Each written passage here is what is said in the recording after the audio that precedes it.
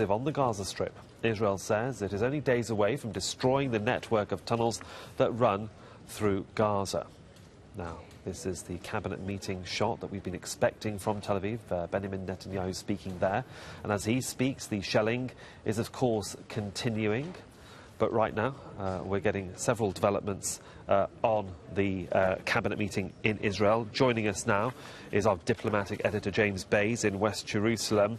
Well, Mr. Netanyahu, of course, is speaking, James. We were expecting a statement of sorts. What sort of details are coming out of this meeting?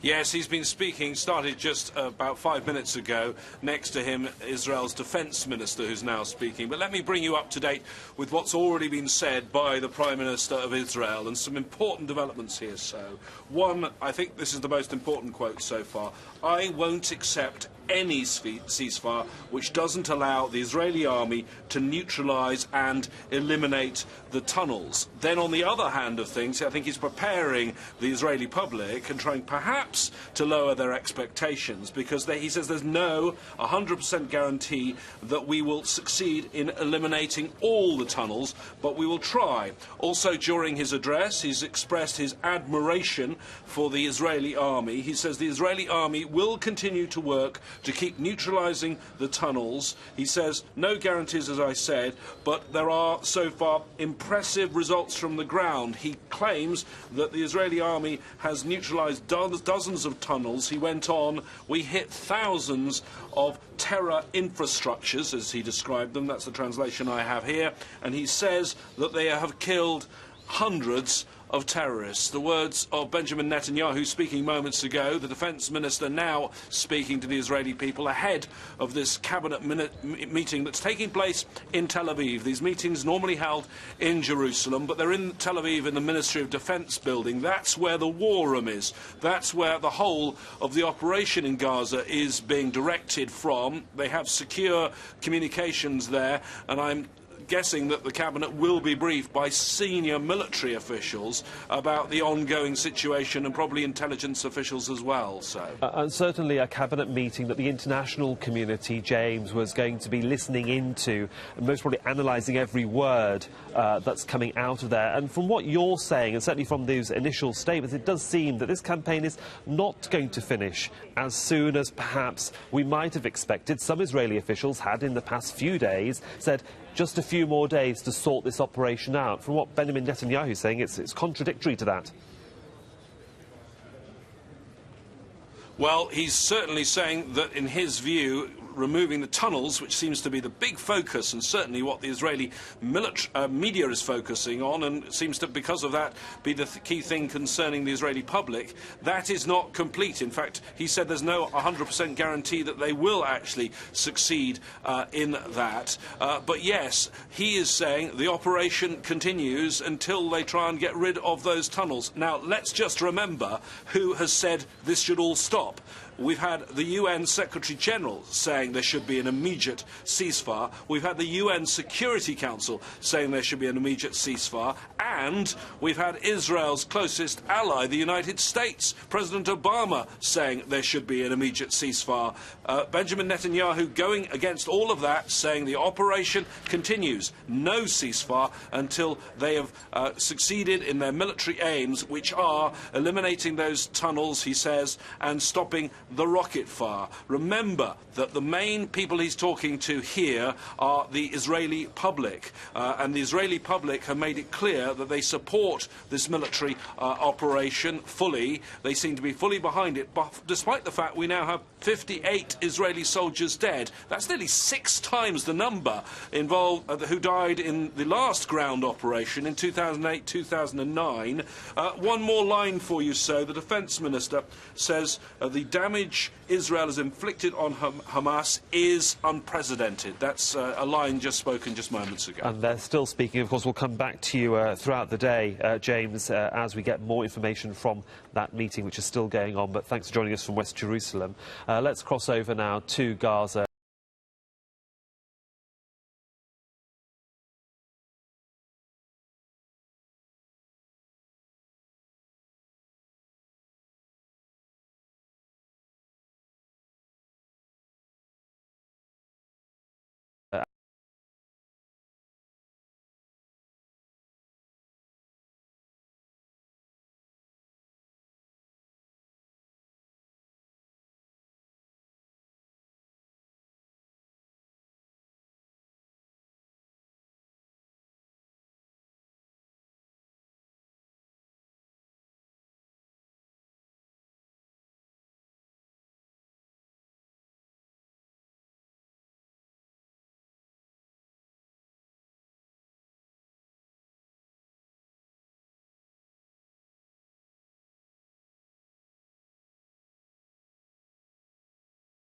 About 100 pieces of bread each. But when you consider the fact that many people haven't been able to get access to bread, get access to food for days because of the fighting, because of the conflict here in the Gaza Strip, you can imagine that having or receiving only about two bags worth, about 100 pieces, isn't going to be enough if the fighting starts again in earnest. And as we've been hearing by our colleague James Bays, that it's very likely that this fighting will go on for much longer and that we will continue to see people trying to get as many supplies as they can when it's relatively calm like it is now. Of course, calm is what they need, as you say, and ceasefires are few and far between. The other issue is really the pressure on hospitals, not just to try and help those that have been injured, but we spoke, obviously, to representatives of several international charities throughout the last 24 hours. They're finding it difficult to get supplies into the Strip to deal with those injuries. That's right, and it goes far beyond the medical crisis here in Gaza, and it is a crisis. Doctors,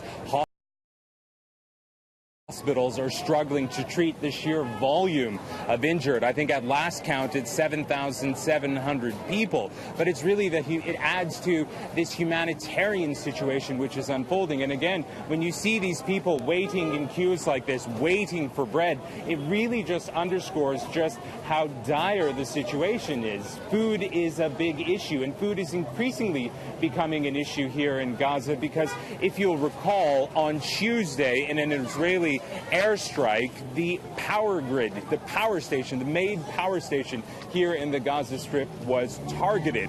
Now, what that means is that in an area which already has been suffering from a huge power crisis before this fighting began, most people only having about 8 hours a day, because of that bombing of that power station, they only have about 2 hours of power a day every 48 hours, which basically means places like this, which rely on electric ovens to bake this bread, are really struggling. And so what we're seeing here is not only a medical crisis, we're also seeing a food shortage crisis. And very quickly, I should also add, and to put it in very plain terms here, no power here in the Gaza Strip also means no water. People here rely on groundwater. They have tiny motors which pull water out of the ground. This is water they use to bathe in. This is water they use to drink. And the concern here is when there's no water, you're going to see illnesses like gastro illnesses, you're going to see skin illnesses, and that's only going to add to the misery that we've seen here in Gaza over the past 3 weeks. You'll be following events for us, certainly throughout the day. We'll be coming back to you in Gaza, in the Gaza Strip. Now, the White House is making increasingly strong statements condemning Israeli strikes that kill Palestinian civilians, including Wednesday's attack on a UN shelter. But at the same time, the Pentagon has confirmed that it's resupplying the Israeli military. White House correspondent Patty Culhane reports. As the fighting rages, the death toll quickly climbs. The U.S. military confirms it has supplied the Israeli military with an unknown number of mortars and grenades to help it keep up the fight on Gaza.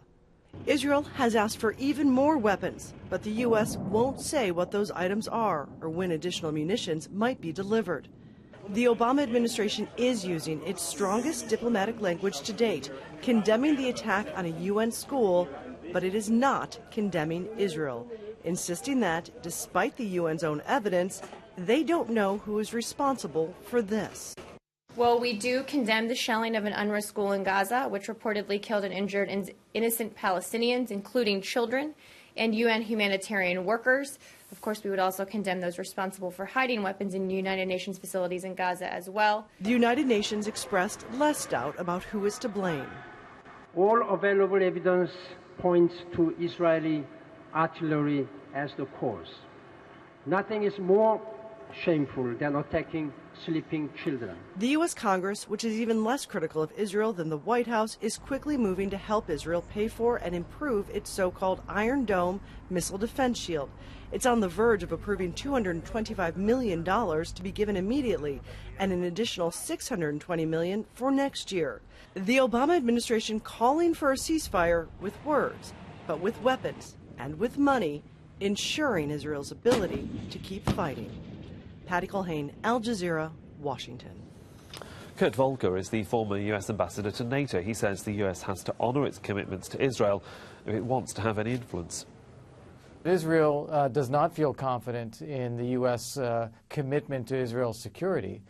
I think that's one of the reasons why, when Israel then calls in the chits to say you have an obligation based on our treaty relationships and our commitments to help supply the Israeli military, the administration is interested to try to live up to those agreements in order to try to gain influence with Israel and try to be able to put pressure on them to move towards a ceasefire.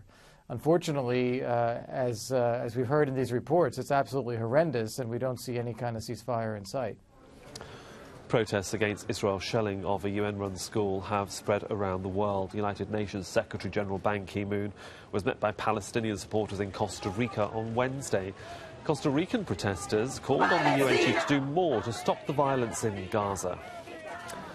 And we'll keep you up to date on all the developments in the Gaza Strip. On our website, we have a very special live blog section. There's analysis, videos, and much more, all updated by our teams on the ground. All you have to do is log into aljazeera.com. That's aljazeera.com. Well, still to come here.